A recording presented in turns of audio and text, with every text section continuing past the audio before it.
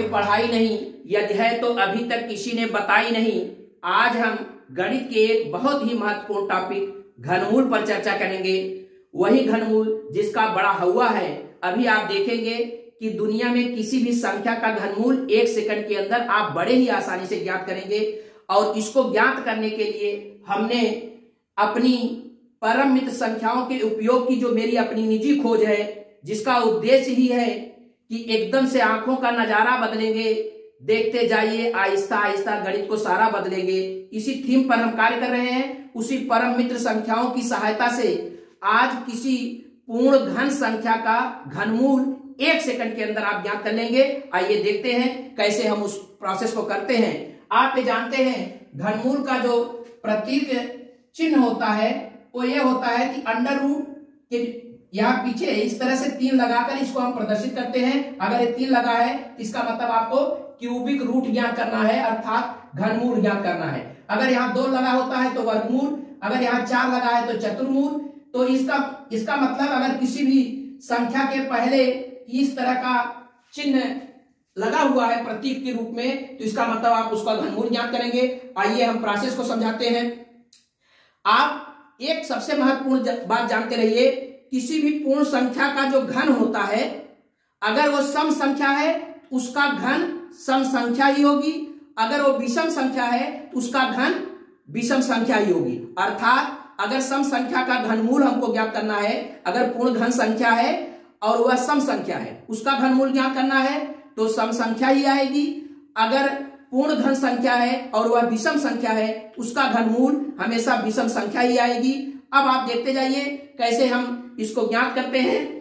तो किसी भी पूर्ण घन संख्या के इकाई के स्थान पर 1, 2, 3, 4, 5, 6, 7, 8, 9 यही आते हैं।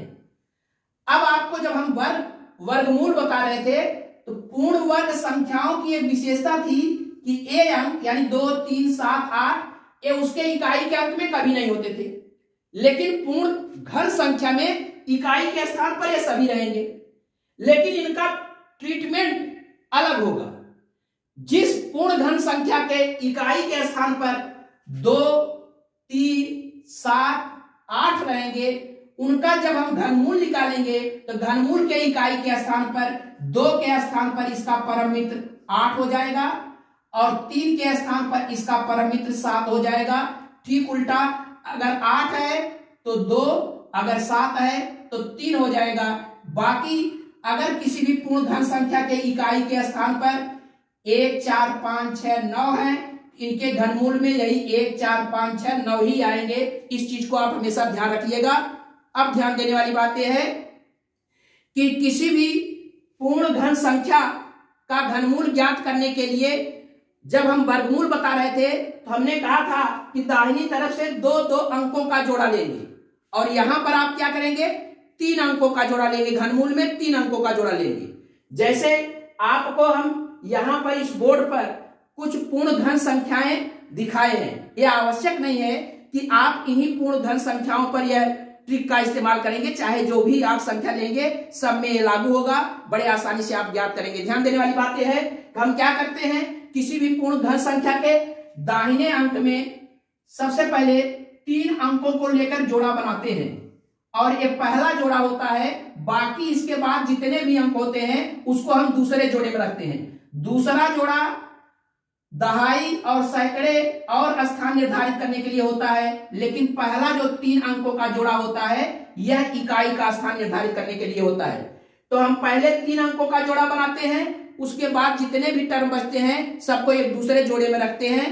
तो ध्यान देने वाली बात यह है कि अब हम कुछ संख्याओं का घनमूल कितने आसानी से ज्ञात करेंगे। अभी आप देखेंगे कितना आसान भी घनमूल हो सकता है।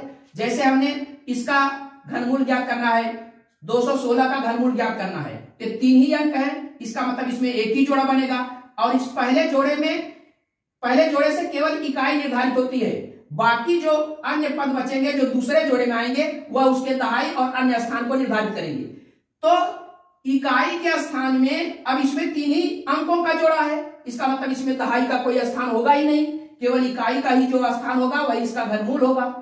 तो अब इन तीनों अंकों में केवल मेन इसका रोल होता है। अभी आपको हमने बताया अगर किसी पूर्ण घन संख्या में अगर ये कोई अंक आते हैं 1, 4, 5, 6, 9, अगर इस तरह से आता है, इसका घनमूल खुद यही संख्या होगी, यानी यह इकाई वाली संख्या ही इसका क्या हो जाएगा, घनमूल हो जाएगा, यानी इसका घनमूल 6 हो गया। अब आप देखिए ये 3 आया है, हमने कहा इकाई के स्थान पर अगर 3 आए, इसका घनमूल इसका परम मित्र हो जाता है, यानी इसका घनमूल 7 हो जाएगा, क्योंकि ये भी 3 अंकों की संख्याएं हैं, एक ही जोड़ा बन रहा है, यहां भी एक अंक का जोड़ा बन रहा है, और यहाँ पे आखिरी में केवल इकाई के स्थान को, तीनों अंकों में इकाई के स्थान से आपको मतलब है, बाकी मतलब नहीं है। तो इसी को देखिए, ये 2 है और 2 है, तो इसके घनमूल में इसका परम मित्र 8 होगा, यानी इसका घनमूल 8 हो गया, यानी 512 का घनमूल 8। इसी तरह से 729, इसमें भी 3 ही अंक है, यानी एक ही जोड़ा बन रहा है जो इकाई को निर्धारित करेगा, और इसके इकाई के स्थान पे 9 है, तो इसका घनमूल सीधे सीधे हमने बताया कि 9 है। अगर ये संख्याएं हैं तो वही घनमूल में होंगी, अगर ये संख्याएं हैं तो इनका परम मित्र होगा। क्या गजब की विशेषता है, ध्यान दीजिए इधर। अब आप अब देखिए, जैसे 1728 का घनमूल आपको ज्ञात करना है, तो आप सबसे पहला वही काम करेंगे, 3 अंकों का एक जोड़ा बनाएंगे, बाकी दूसरा जो जोड़ा है वो दहाई के स्थान को निर्धारित करेगा। पहले जोड़े में इकाई से आपको मतलब है, इकाई के स्थान पर 8 है, तो आपको हमने बताया कि अगर 8 है, इसके घनमूल में इसका परम मित्र 2 होगा। अब ये दहाई का स्थान निर्धारित करने के लिए जो दूसरा जोड़ा है, इसको हम ध्यान देंगे। इस दूसरे जोड़े में 1 है, हम कोई ऐसी संख्या देखेंगे जिसका घन 1 के बराबर हो, 1 से ज्यादा ना हो, यानी कोई ऐसी संख्या ढूंढेंगे जिसका घन 1 से ज्यादा ना हो या तो 1 के बराबर हो। तो जाहिर सी बात है, 1 का घन 1 ही होता है, इसका मतलब यहां 1 रख देंगे, दहाई का स्थान निर्धारित हो गया, इसका मतलब 1728 का घनमूल 12 हो गया। आइए इसी तरह से इसका घनमूल देखते हैं। तो सबसे पहला काम होता है, पहला जोड़ा यानी 3 अंकों का, दूसरा जोड़ा ये बच रहा है। अब आप देखिए, पहले इकाई का स्थान निर्धारित करेंगे, इकाई के स्थान पर 5 है, तो हमने बताया है कि अगर 5 है तो घनमूल में भी 5 होगा। अब दहाई के स्थान पर ये कितना है, 15 है, तो कोई ऐसी संख्या ढूंढेंगे जिसका घन 15 से ज्यादा ना हो। 2 का घन 8 होता है, 3 का घन 27 होता है, तो 27 15 से ज्यादा हो जाएगा, इसका मतलब निश्चित तौर पर ये 2 संख्या रखी जाएगी, यानी 15,625 का घनमूल जो हो गया वो 25 हो गया। इसी तरह से इसमें हम 3 अंकों का जोड़ा बनाएंगे। ध्यान देने वाली बात यह है कि अब दूसरा जोड़े में 46 है, पहले जोड़े के केवल इकाई से हमको मतलब है, अगर इकाई में 6 है, इसके घनमूल में 6 होगा। अब दहाई का स्थान निर्धारित करने के लिए हम किसी ऐसी संख्या को ढूंढेंगे जिसका पूर्ण घन इसके बराबर हो या इससे कम हो।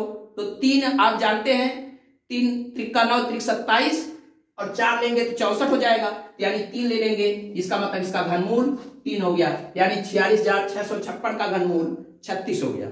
इसी तरह से 1,03,823 का घनमूल अगर आपको ज्ञात करना है, तो आप सबसे पहले क्या काम करेंगे, वही काम करेंगे कि पहले 3 अंकों का जोड़ा लेंगे, फिर जितने अंक बचेंगे उनका जोड़ा लेंगे।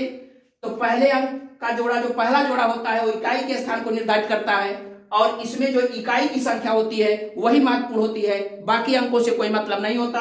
तो इकाई के स्थान पर 3 है, तो हमने कहा अगर इकाई के स्थान पर 3 है तो घनमूल में इसका परम मित्र होगा, यानी 7।